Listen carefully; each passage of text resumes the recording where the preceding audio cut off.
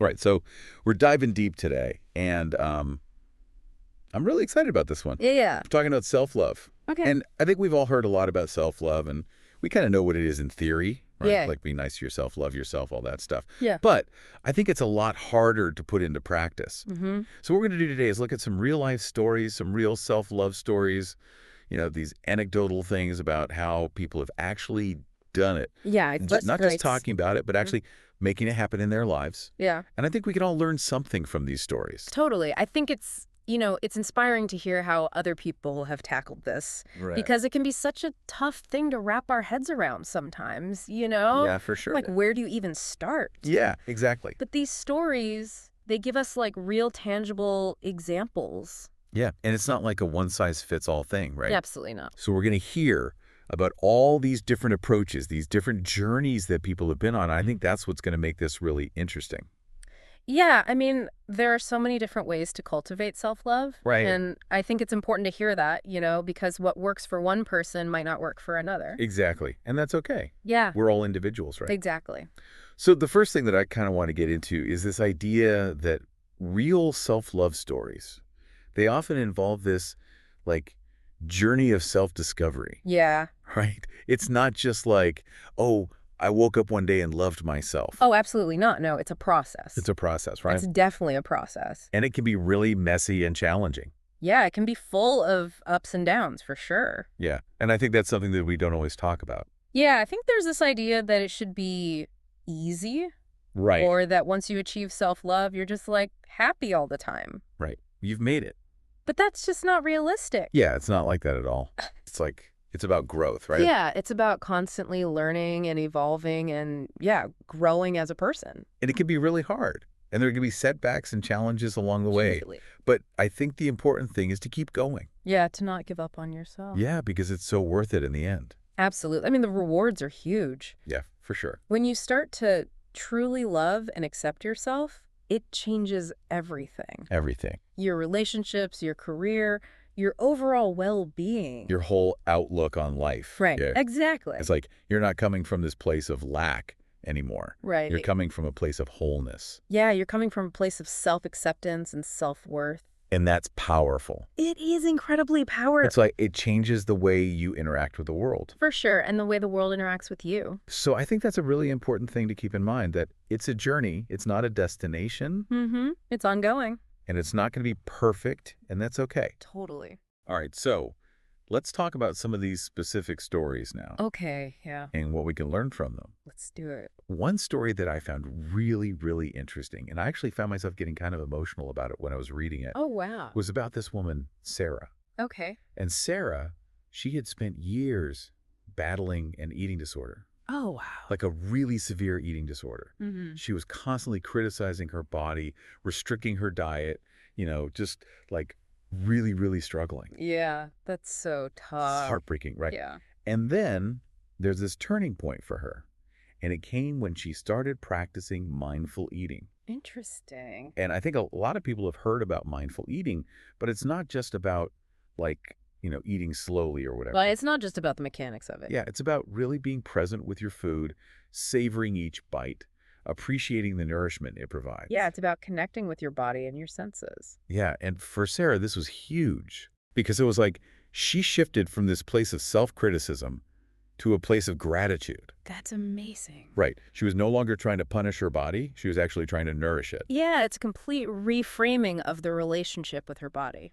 Exactly. And that's what I think is so powerful about this story. Totally. It's like she wasn't trying to become someone else. Right. She was learning to appreciate and care for the body she already had. And that's a huge part of self-love, right? Yeah. Accepting ourselves as we are. Right. Flaws and all. Yeah, all the imperfections, the quirks, the whole package. And I think it's something that we all struggle with. Definitely. I mean, we're bombarded with images of perfection all the time. Right. Like social media and all that stuff. Yeah, it's hard to escape it. So it's really easy to get caught up in that negative self-talk. Totally. Comparing ourselves to others, focusing on what we don't like about ourselves. Yeah. It's like we're our own worst critics. Often, yes. So thinking about Sarah's story, I was wondering, like, how often do we do that to ourselves? Yeah, how often do we get stuck in that negative spiral? Yeah. And I'm sure we've all had those moments where we've felt insecure or we've judged ourselves really harshly. Absolutely. But what if, like Sarah, we tried shifting that perspective? Yeah, what if we started focusing on what we appreciate about ourselves? Yeah.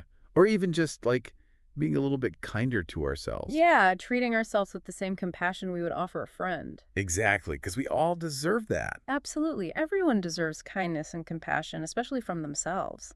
So that's something to really think about. Like, how could we be more like Sarah in our own lives? Yeah, how can we practice more self-acceptance? And it doesn't have to be about mindful eating. No, not at all. It could be anything. It could be about your appearance, your personality, your skills, anything. Yeah, just shifting that focus from negative to positive. Yeah, and I think it takes practice. It does. It's not going to happen overnight. No, it's like a muscle, right? Yeah, you got to work it You up. got to build it up. Exactly. But the more you do it, the easier it gets. Absolutely, and the more natural it feels. All right, so let's move on to another story. Okay. This one's about a guy named David. All right, David. And David, he struggled with social anxiety.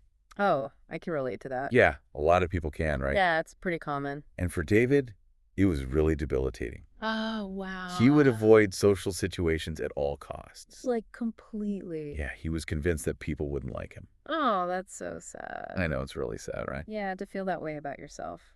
But then he decided to challenge that belief. How did he do that? He started taking small steps outside of his comfort zone. Okay, so baby steps. Baby steps, yeah. Oh, what? So he started by attending a local meetup group, Okay. which is huge for someone with social anxiety. That is huge, yeah. And then he started striking up conversations with strangers. Wow, that's brave. It is really brave, right? Yeah, I mean, to put yourself out there like that. Yeah, but that's what he did. And what happens? So what he discovered was that his fear of rejection was often unfounded. Ah, interesting. Yeah, like people were actually really receptive to him. Wow, that's great. And by putting himself out there, he started forming genuine connections. So he was proving himself wrong. Yeah, in a way. But more importantly, he realized that even if someone didn't click with him, Yeah. it didn't diminish his inherent worth. Oh, that's such an important realization. It is, right? Yeah, because it's so easy to take rejection personally. Yeah, and to think that it means something about us. Right, like we're not good enough or Yeah, something. exactly. But David's story shows us that that's just not true. No, it's not. Our worthiness of love and belonging doesn't depend on external validation. Yeah, it comes from within. Exactly. And that's a powerful thing to remember. And it makes me think about the importance of authenticity.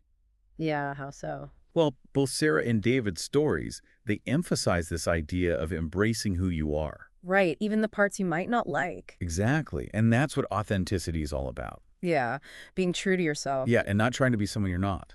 And I think that's so important for self-love. It is, because if you're not being authentic, you're not really loving yourself. You're loving a version of yourself that you've created. Yeah, and that's not sustainable. No, it's exhausting. It is. And eventually, it's going to catch up with you. So there's another story I wanted to touch on. Okay. And it really brings this home. Right, lay it on me. It's about a woman named Maria. Okay, Maria. And Maria, she spent years trying to fit into a mold that wasn't truly her. Oh, I know that feeling. Yeah, a lot of people do, right? Yeah, it's like trying to squeeze yourself into a box that's too small. Exactly. And for Maria, it meant suppressing her creativity Oh, wow. and silencing her voice. To please others? Yeah, to meet other people's expectations. That's so sad. It is really sad, right? Because she's essentially denying a part of herself. Yeah, and it took a toll on her. I bet. But then there was this turning point for her. What happened? She started exploring her passions. Okay, like what? Painting, writing, just expressing herself authentically. And that's when she found self-acceptance. Yeah, it was like by embracing her true self, she finally found joy. That's beautiful. It is, right? It's like she finally gave herself permission to be who she really was. And it brings us to another key aspect of self-love, What's that? self-care. Okay, yeah, that's a big one. It's huge. And it's something that a lot of people struggle with They do. because they think it's selfish. Right. But it's not. No, it's essential. It is, because you can't pour from an empty cup. Exactly. And if you're not taking care of yourself, you can't take care of anyone else. So true. And all of these stories, they're full of examples of people prioritizing their well-being, setting boundaries, pursuing passions, making time for activities that nourish their soul. Yeah, it's about tuning into your needs and making choices that honor them. Exactly. And it looks different for everyone. Of course. Like for Maria, It was prioritizing her creative expression, Even if it meant saying no to other things. even if it meant saying no to commitments that drained her energy. Right, because those things weren't serving her. And for David, it was stepping outside his comfort zone. Even if it felt scary at first. Exactly. And for Sarah, it was about practicing mindful eating and appreciating her body. So it's really about finding what works for you Yeah. And what feels good. and what brings you joy. Exactly. Because self-love shouldn't be a chore. No, it should feel good. It should feel nourishing. It should feel like you're taking care of yourself. Yeah. And it should feel like you're celebrating yourself. Absolutely.